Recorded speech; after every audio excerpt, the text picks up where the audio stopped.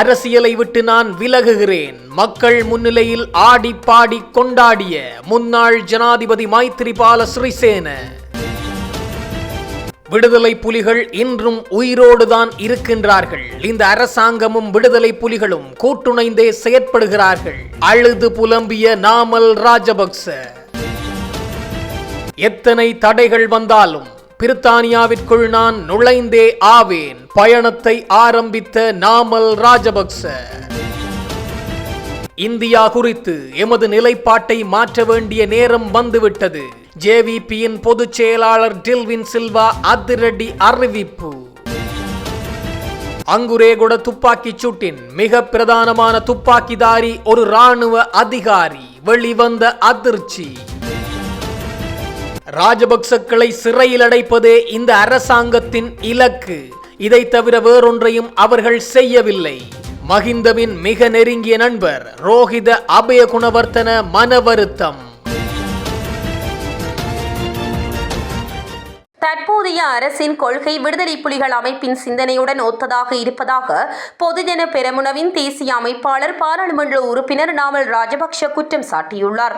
தனது இங்கிலாந்து பயணத்தின் போது கேம்பிரிட்ஜ் யூனியன் அமைப்பில் நடைபெறவிருந்த உரை ரத்து செய்யப்பட்டமை குறித்து கருத்து வெளியிட்ட போதே அவர் இவ்வாறு குறிப்பிட்டார்.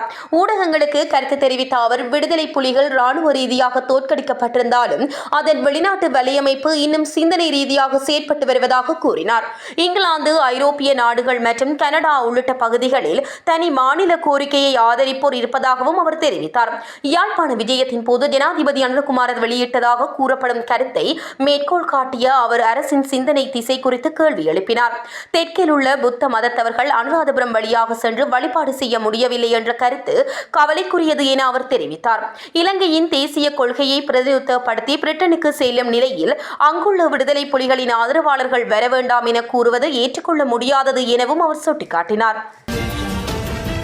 ஸ்ரீலங்கா பொதுஜன பெரமுனவின் நாடாளுமன்ற உறுப்பினர் நாமல் ராஜபக்ஷ தனது பிரித்தானிய விஜயத்தை லண்டன் பௌத்த விகாரையில் வழிபாடு செய்து தொடங்கியுள்ளதாக தெரிய வருகின்றது. இவரிடம் 100ஆம் ஆண்டு நிறைவை கொண்டாடும் லண்டன் பௌத்த விகாரையில் அவர் மகா சங்கத்தினரிடம் ஆசீர்வாதம் பெற்றதாக அவரது அலுவலகம் தெரிவித்துள்ளது. இந்த நிலையில் திட்டமிடப்பட்டிருந்த கேம்பிரிட்ஜ் யூனியன் உரை எதிர்ப்பு போராட்டங்கள் காரணமாக உருவான பாதுகாப்பு கவலைகள் காரணமாக ரத்து செய்யப்பட்டுள்ளது. எனினும் ஆக்ஸ்போர்ட் யூனியன் நடத்தப்படவுள்ள உரையும் பிரித்தானியாவில் வாழும் இலங்கை சமூகத்தினருடன் நடைபெறவுள்ள சந்திப்புகளும் திட்டமிட்டபடி நடைபெறும் என எதிர்பார்க்கப்படுகின்றது. இந்த விஜயத்தில் ஸ்ரீலங்கா பொதுஜன பெரமுனவின் பொதுச் செயலாளர் சாகர காரியவசம் மற்றும் கட்சி செயற்பாட்டாளர் மிலிந்த ராஜபக்ஷவும் நாமலுடன் இணைந்துள்ளார். அக்குரேகொட இரட்டை கொலை தொடர்பில் நேற்று கைது செய்யப்பட்ட துப்பாக்கிதாரி குறித்து மேலும் பல தகவல்களை காவல்துறையினர் வெளியிட்டுள்ளனர். அதன்படி குறித்த துப்பாக்கிதாரி ஒரு முன்னாள் ராணுவ சிப்பாய் எனவும் 2009ஆம் ஆண்டு வழங்கப்பட்ட பொது மன்னிப்பு காலத்தில் அவர் சட்டப்பூர்வமாக இராணுவத்தில் இருந்து விலகியவர் எனவும் விசாரணைகளில் தெரியவந்துள்ளது.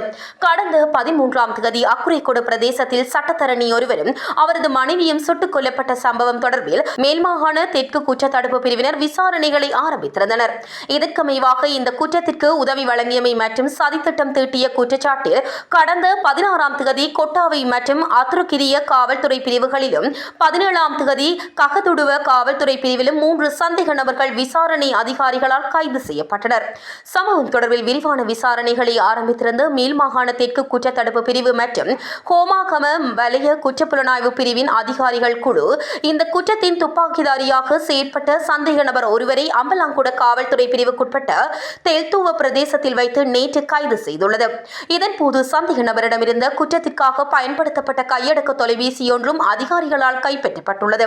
கைது செய்யப்பட்ட சந்தேக நபர் பத்தேகம பிரதேசத்தை சேர்ந்த 46 வயதுடையவர் என காவல்துறையினர் தெரிவித்தனர். சந்தேக நபர் இன்று கடுவெல நீதவான் நீதிமன்றத்தில் முன்னிலைப்படுத்தப்பட உள்ளதுடன் சம்பவம் தொடர்பில் மேல் மாகாண தெற்கு குற்றத்தடுப்பு பிரிவு மேலதிக விசாரணைகளை மேற்கொண்டு வருகின்றமை குறிப்பிடத்தக்கது. முன்னாள் ஜனாதிபதி மஹிந்த ராஜபக்ஷ ஒரு கொலையாளி அல்ல என பாராளுமன்ற உறுப்பினர் சரத் பொன்சேகா கூறியிருப்பது மிகவும் நல்ல விடயமாகும் என ஸ்ரீலங்கா பொதுஜன பெரமுனவின் தேசிய அமைப்பாளர் நாமல் ராஜபக்ஷ தெரிவித்துள்ளார். சமீபத்தில் சரத் பொன்சேகா வெளியிட்ட கருத்து குறித்து ஊடகவியலாளர்கள் எழுப்பிய கேள்விக்கு பதிலளிக்கும் போதே அவர் இதனை தெரிவித்தார். சரத் பொன்சேகா சர்ச்சைக்குரியவராக இருக்கலாம், ஆனால் கடந்த காலங்களில் மஹிந்த ராஜபக்ஷ பிரபாகரனை ஆயுதங்களை கீழே போட்டுவிட்டு சரணடையுமாறு பகிரங்கமாக அழைப்பு அழைப்பு விடுத்திருந்தார். ஒருபுறம் வெள்ளை கொடியுடன் வந்தவர்களுக்கு சுட உத்தரவிட்டதாக கூறும் பொன்சேகா, மறுபுறம் அவர்கள் தப்பி செல்ல வழி ஏற்படுத்தி கொடுத்ததாகவும் கூறுகின்றார்.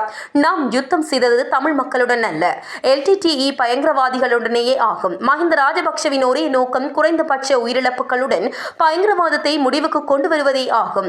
புலம்பெயர் அமைப்புகளும் JVP அரசாங்கமும் கூறுவது போல மஹிந்த ராஜபக்ஷ இரத்த தாகம் கொண்டவர் அல்ல என்பதை பொன்சேகா இன்று உறுதிப்படுத்தியுள்ளார்.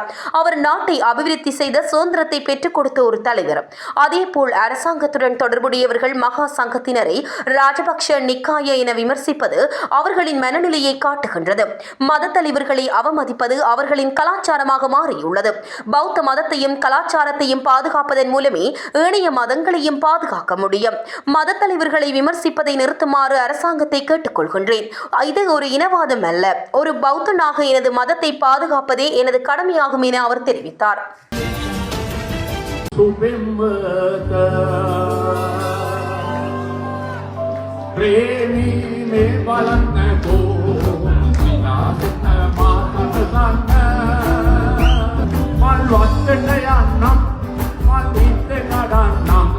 முன்னாள் ஜனாதிபதி மைத்ரிபால சிறிசேன தனது பாடிய பாடல் ஒன்று சமூக ஊடகங்களில் அதிகம் பகிரப்பட்டு வருகின்றது.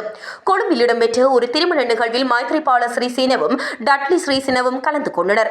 அந்த சந்தர்ப்பத்தில் மைத்ரிபால சிறிசேன மகிழ்ச்சியுடன் ஒரு பாடலை பாடுவதை காண முடிந்தது. குறிப்பாக நல்லாட்சி அரசாங்க காலத்திற்கு பின்னர் பெரிதும் விமர்சனங்களுக்கு உள்ளானதைப் போல ஸ்ரீசேன இவ்வாறு பாடலை பாடியமை சில தரப்பினரிடையே விமர்சனங்களை அடுக்கி வருகின்றது. இந்தியா குறித்த தனது பழைய நிலைப்பாட்டை மாற்றிக்கொள்ள வேண்டிய நேரம் வந்துவிட்டது என்று JVP பொதுச் செயலாளர் டெல்வின் சில்வா தெரிவித்துள்ளார். தனது முதலாவது இந்திய விஜயத்தின் பின்னர் அந்நாட்டு ஊடகம் ஒன்றிடம் அவர் இந்த விடயத்தை கூறியுள்ளார். அத்தோடு இந்தியாவுக்கு எதிரான JVPயின் மோதல் நிலைப்பாடு கடந்த காலத்தில் இருந்த ஒரு விடயம் என்றும் டெல்வின் குறிப்பிட்டுள்ளார்.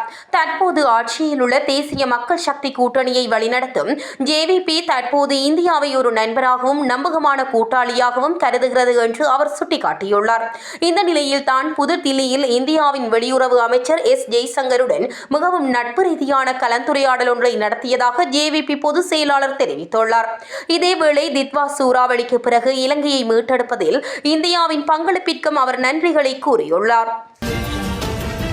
ராஜபக்ஷக்களை பற்றியும் அவர்களின் சகாக்கள் பற்றியுமே எப்போதும் சிந்தித்துக் கொண்டிருப்பதுடன் அவர்களை சிறையில் அடைப்பதிலேயே குறியாக இருக்கின்றது என புதிய ஜனநாயக முன்னணியின் களுத்துறை மாவட்ட நாடாளுமன்ற உறுப்பினர் ரோஹித அபே குணவர்த்தன கடுமையாக சாடியுள்ளார். ஊடகங்களிடம் கருத்து தெரிவிக்கும் போதே அவர் இந்த விமர்சனங்களை முன்வைத்துள்ளார். அவர் மேலும் தெரிவிக்கையில், அனுர அரசு ஆட்சிக்கு வந்ததிலிருந்து அரசியல் பழிவாங்கல்களிலேயே அதிக கவனம் செலுத்தி வருகின்றது.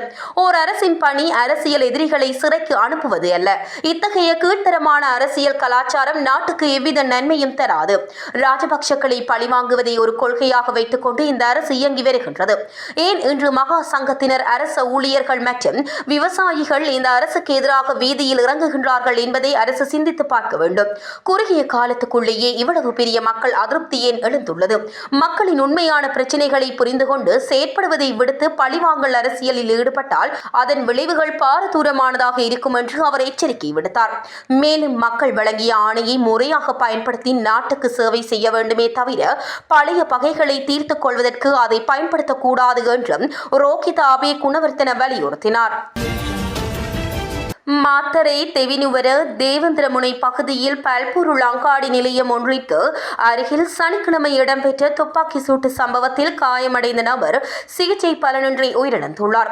கார் ஒன்றில் வந்து இனம் தெரியாத குழுவினரால் இந்த துப்பாக்கி சூடு நடத்தப்பட்டுள்ளதாக போலீசார் தெரிவிக்கின்றனர். 9 மில்லிமீட்டர் ரக துப்பாக்கி இந்த தாக்குதலுக்கு பயன்படுத்தப்பட்டுள்ளதாக தெரிய வந்துள்ளது. டிலைட் என அழைக்கப்படும் 55 வயதுடைய மீன் வியாபாரி ஒருவரே துப்பாக்கி சூட்டில் உயிரிழந்துள்ளார். இந்த சம்பவம் தொடர்பில் கந்தர போலீசார் மேலதிக விசாரணைகளை முன்னெடுத்து வருகின்றனர்.